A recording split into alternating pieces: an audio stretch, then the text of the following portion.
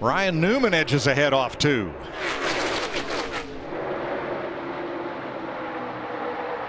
Wow, look at Martin Truex Jr. getting a huge run to the outside of Ryan Newman.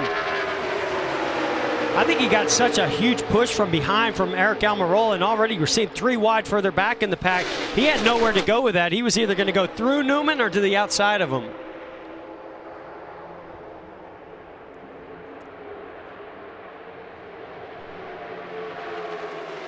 Lap 1 to Roush Fenway Racing and Ryan Newman. And this is one of the reasons it's so important to be in this race. I mean, you're not just testing on the track what the car's capable of doing. You're trying to hit the pit stall to get tuned up for next week. So that might be the end of his race here, but it might be something that helps him in the 500, Vince. And no one is content to ride in line. I thought it was just a couple of guys, but it seems like whoever's leading is getting passed right now. So, yeah, these guys think that they're clearly racing for the win. And the Chevy guys, if they get caught, I mean, I don't feel like they're going to be able to run wide open when this pack catches them. So, I don't know. I don't think the Chevy strategy is going to work out for them, Jeff. Do you? Well, I don't know, but I can tell you, as much as these guys are dicing up behind them, there might be a caution that comes out and changes all that strategy. We're 1 short on fuel the way you are now, but with a cycling through, it's probably going to be worse. That's Kurt Busch in the 1 car. This group is 1.3 seconds slower than the Ford Toyota group, with they're 16 seconds back with 19 laps to go. These fellas here are in trouble. The last thing you want if you're Brad Keselowski is for them to run out of fuel right in front of you leading this pack. Harvick threads the needle 3 wide. Huge run through the middle, down to the bottom. He'll go back up to the middle, if I had to guess, to get behind Denny Hamlin. Did they cough? Did they just shut off? Did they sputter? What? Well, most of the cars have a reserve fuel switch in it, so the guys know about a lap ahead of time when it's going to run out, so they'll feel it sputter, but turn that up. And sorry, James. Kyle Busch almost saved it. He collects Logano, and he's in the wall with Keselowski. Yeah, you saw Joey Logano trying to keep Kyle Busch behind him, tried to block him, and Kyle went to the inside, and I think they made a little bit of contact and around, or what really just ultimately created this mess. So here's a big push coming from teammate Denny Hamlin. Kyle's got a huge run, gets right to the rear bumper of Joey Logano, and you can see as he pops out. I mean, I don't know if the air turned Joey a little bit or they made contact first, but around went Joey Logano.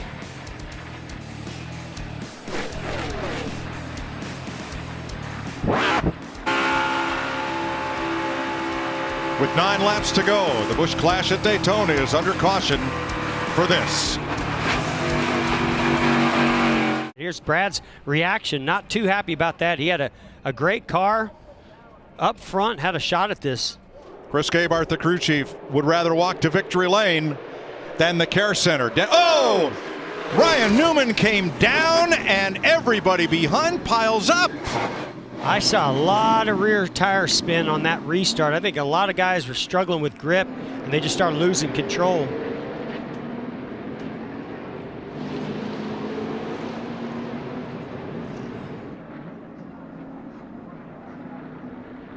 Maybe it could have been contact. Could have been contact from the 24 and that nose on that Camaro of William Byron as he gets to the rear bumper of Ryan Newman. And it looked like he had been hit by the 4 of Kevin Harvick, which may have sent him into Newman. He was already, you could see William Byron was already out of shape as Kevin Harvick made contact with the 24.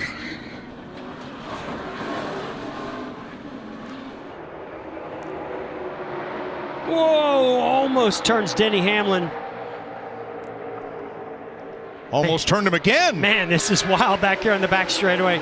Got Boyer giving a big, Hamlin around. Goes around. I bet that fender caused that right rear tire to go down.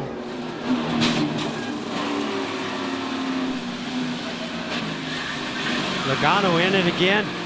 This one's going to take the 48 of Jimmy Johnson out this time. Oh, we got 1, maybe 2 cars that just crossed the line that might be left in this race. Wow. 2.5, and about 3 more coming. Oh my. Clint Boyer and Joey Logano to the rear bumper of Chase Elliott. Sends the 11, Denny Hamlin, into turn 3. Watch this car just go around. You know that that's a tire that went down. Had to be. Hamlin has said on the radio he lost the right rear. Well, and he was afraid of that. That's what that conversation between him and his crew chief, Chris Gabehart. They're worried about that tire rub.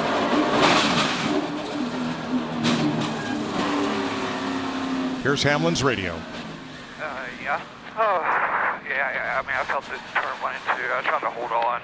No chance. Oh, I seen it. You did a hell of a job. More darn ball you did, man.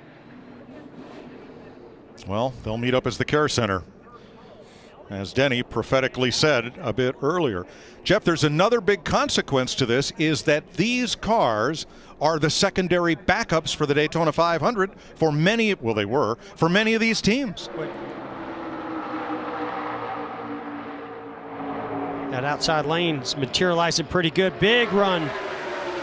Chase Elliott, trying to get to the outside of the 42 at Kyle Larson. Whoa, down to the bottom and they touch. Oh, another wreck. Goodness gracious. Now look at Denny Hamlin. Denny Hamlin is 2 laps down. Don't tell me he can't win it. So here we go down the back straightaway. You see the 9 of Chase Elliott all over the rear bumper of Kyle Larson. He tries to squeeze to the outside of him, but Larson does a good job blocking him. Now Larson realizes he's going to go to the inside. This is almost similar to what happened between Joey Logano and Kyle Busch earlier. He tried to go to the inside. They just make contact and they both go around. Clint Boyer, Eric Jones, Denny Hamlin, Kyle Larson. Hamlin 1 lap down, everybody else on the lead lap. Let's try it again. Green, white, checker.